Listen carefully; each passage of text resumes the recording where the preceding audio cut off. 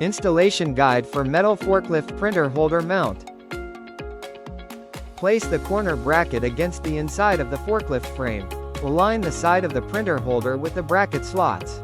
Hold the back plate bracket on the opposite side of the frame. Insert bolts with a plastic washer through the mounting holes inside the metal holder and through both brackets. Add a washer and nut to the exposed bolt, locking the bracket mount securely in place. Use the provided Allen wrench to fully tighten and secure the holder in place.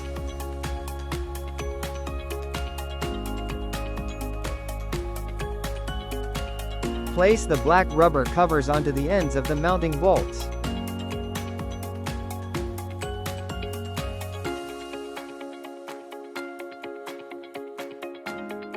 Installation is complete. With the bracket securely in place, slide the mobile printer into the holder.